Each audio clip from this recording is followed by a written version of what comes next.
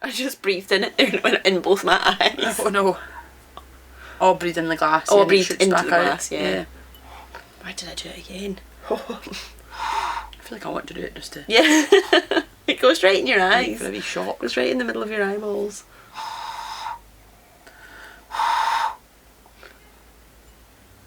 Oh, Getting my eyes drunk. My eyes are... Your eyes are sensitive drunk enough.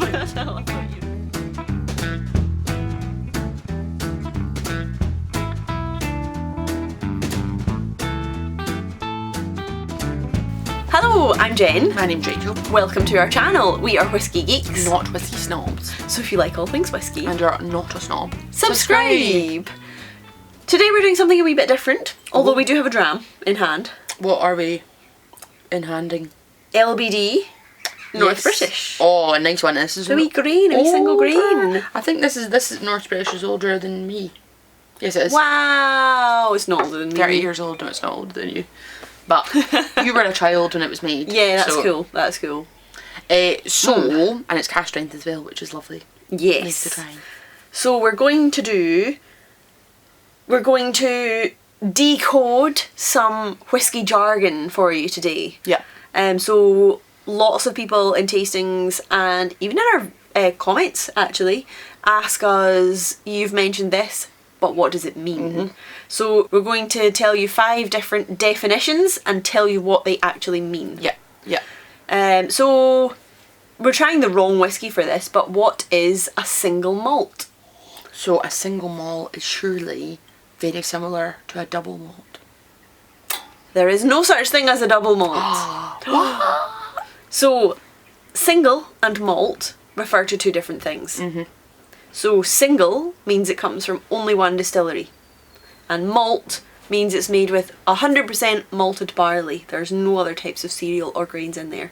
And that's all that single malt means. So, and that often leaves people, I find in the shop anyway, might not be the same for online folk, quite confused, because they often also think that single malt can only be from Scotland. Not at all. And they often think that single malt is single cask. Single cask is a separate thing. So single cask means whiskey that only comes from one barrel, whereas, for example, your standard like 10 or 12-year-old will be a mix of lots of different casks, probably like 100 to 150 different casks in the mix. Yep. Single cask is from one cask only. And the reason that they're mixing all these casks together is for consistency. Consistency, exactly. So that every Mostly. time they bottle a Glenfiddich 12, it tastes the same, Yeah. so that you know what you're getting. Yeah. Because every cask is wooden, it will mature slightly differently because you can't control what that does. So if they mix lots of different casks together, you'll get the same result, or they'll make it make sure it fits the same flavour profile each time.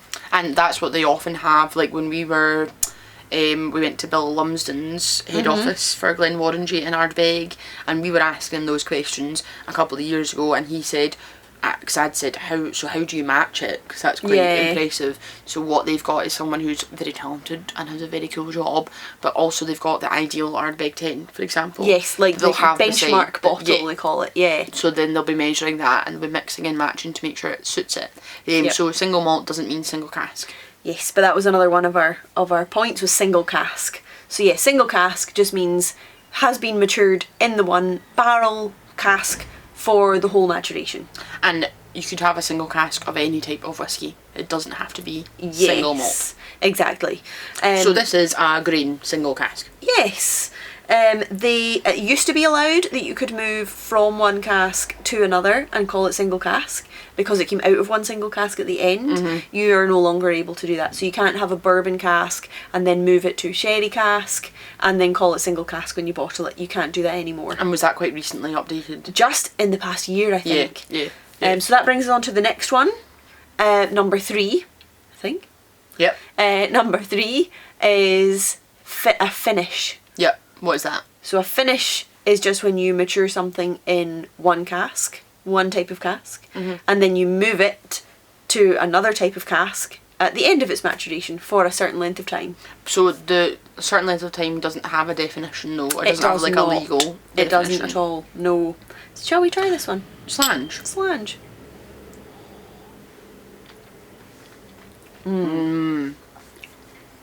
caramelly, coffee, Wow, yeah. toffee. Very tropical.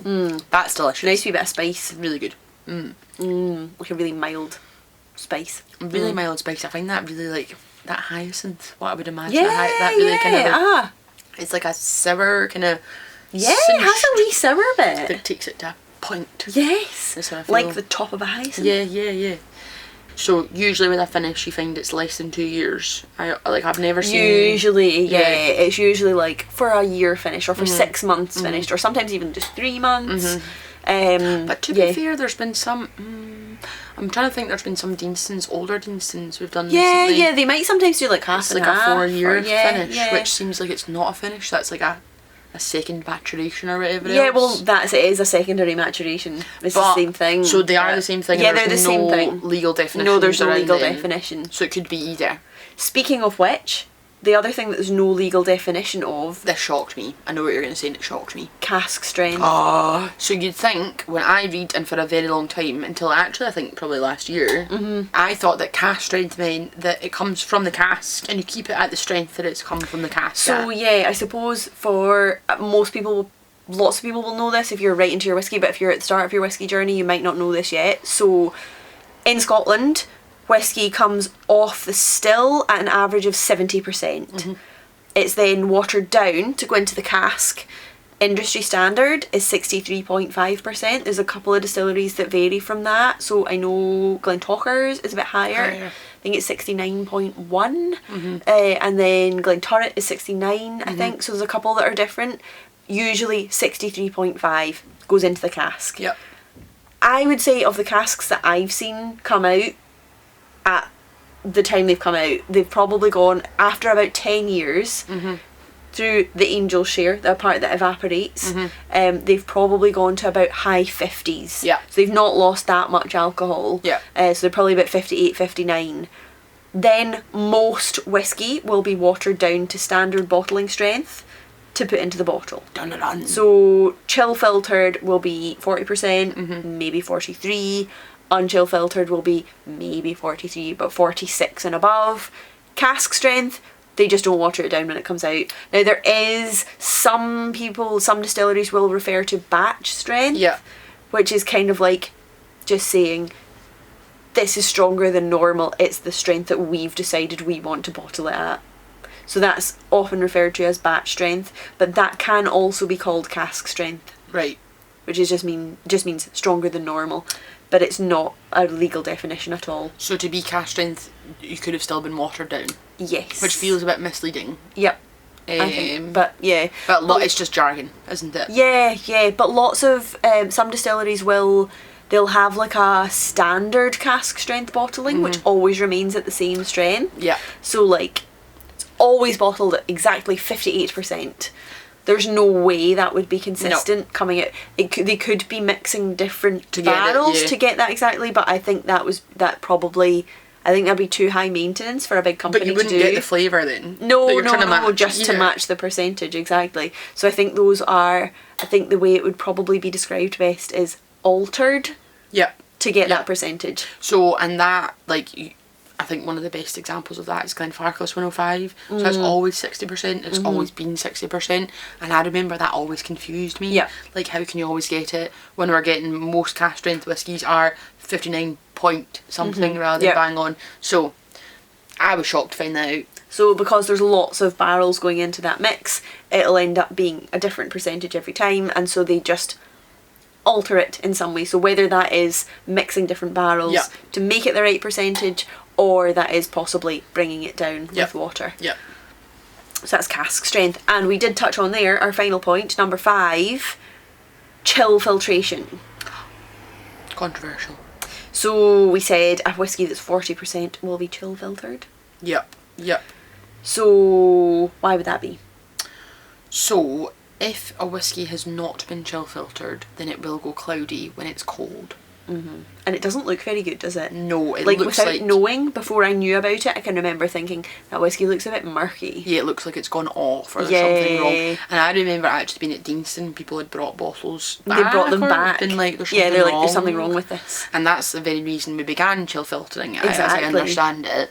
So So chill filtering is a process where you basically cool the whiskey down, you chill it, and then you filter out fatty ester oils from the whiskey, which are the things that are making it go cloudy. Yeah, so it's kind of like it gets passed through a series of kind of paper filters. Yeah, it looks like cardboard or almost parchment. like a coffee filter type thing. Yeah. So kind of like shoving it through multiple coffee filters. Once you've solidified the oils. So when the oils solidify, you can actually, like, you can see it, and you can sometimes see like little flecks and little chunks in it. Yeah, so like if you got, for example, and do this at tasting sometimes, if you get a whiskey that's at least 46% or higher and put one as it is and then put ice in one, you'll see it going cloudy and you'll see the flavour difference. Not to say the flavour is worse with the ice. Sometimes it's nicer. Sometimes Depends it's on your nicer. palate and the whiskey. But it'll be different at the very least, and you'll see the cloudy thing, so it's much easier to remember, I find, if you can see it. Yes, like definitely. an experiment. But you can drink after. There's nothing wrong with it, even if it's in your bottle and it has gone cloudy and there's chunks in it. If you put that back to room temperature, I would say at normal room temperature, maybe 2 or 3 hours, it'll all have melted back in. Yeah. It's completely unchanged. It's a little bit like if you've ever had like a salad dressing that's got olive oil in it and you put it in the fridge and it starts to get those like chunks around the top. Melts back in, absolutely not changed, not damaged your whiskey at all, but it just doesn't look so good. Yeah. So that's why a lot of distilleries, especially mass production, sending all over the world, they'll chill filter it to make sure it doesn't do that, because people will think it's gone off or gone bad and they'll not buy that brand again. Yeah. We kind of see it as a good sign. So on the flip side, there's been much more of a push towards non-chill filtered whiskies, because I suppose the ultimate thought is, why would you keep something in a cask for however many years to then getting take all things those out? oils into it out of the wood and then take them out at the end. And you do often find the more you get into your whiskey journey that they feel thin, the non-chill filtered ones. Not to say that you can't get good non-chill filtered whiskies. There's ones I've had that I've been shocked that they're chill filtered because they feel lovely and thick. So yeah. But I suppose if you're a bit of a Puritan, then you would say I'd rather an unchill filtered whiskey. Yeah. It's more natural, I suppose. Yeah. I guess you're tasting more like what has been in the barrel. Yeah. And that's what will give you a slight flavour change when you add water. Right? Yes. And also that's why the percentage difference as well. So 40% is the minimum you can bottle it and still call it whiskey. And if you were to bottle an unchill filtered whiskey at 40%, it would go totally cloudy probably in the bottle. So if you're ever not sure if your whiskey is chill filtered or not, if it's unchill filtered, they're normally boasting about it on the bottle. Yes, they want to tell you that. But if it's 43 or 40, it will be chill filtered. They'll have taken some of the oils out. There's flavour in those oils, and oil is also a flavour enhancer and a mouthfeel enhancer as well. Yeah. So often they'll want to boast to you that they've not taken that out. Yeah. So that is chill filtration versus unchill filtered whiskey. Yeah. And this is lovely. Delicious. We could try it with water. I don't want to put any water in that. No, I can. We've been talking about that so I feel like we probably should. So, and it does often change the flavour quite dramatically. Sometimes there's no flavour change, but sometimes it like transforms a whiskey to one that you loved or hated to the vice versa. Definitely. That's got more zingy. I often find with young whiskies, water makes them really harsh. It does. Whereas older whiskies, it brings out more of the toffee smoothness. Like more complexity or whatever else. Oh my goodness, that's quite... that's changed quite a lot. That's like... Oh, that's got a bit more spicy for me. Plum skins. Yeah. Yeah, that's changed quite a lot with the water, I think. So, yeah. It's got zingier and fruitier, whereas before it was more coffee, toffee... See, I find the opposite. I'm finding that getting more malty and toffee now. That's weird, isn't it? But it has changed. I think the first time you're trying a whiskey, it's a good idea to try it both ways. Not that you have to, but it's a good thing to do. And we will do another video on why or why not to add water to your whiskey. Yes. So we hope you enjoyed this one. Subscribe down here for more like this and join us again next time. And if you've got any other definitions you would like explained quickly, put a comment below. Or questions about these, and we'll come on and tell you. Yep. Do it. Slange. Cheers. Thank you for joining us. We hope you enjoyed our video. If you did, please give it a like and a subscribe. And you can follow us on social media at The Grail Tastings. See you next time. Slange. Your eyes aren't drunk enough. I thought they'll disappear if they don't like it. Off. I've had enough of this. I should just do that when like if there's a customer Yeah, I or was someone gonna that I don't want to say talk to, and I'll just be like, goodbye. Didn't I? Watching Netflix back here.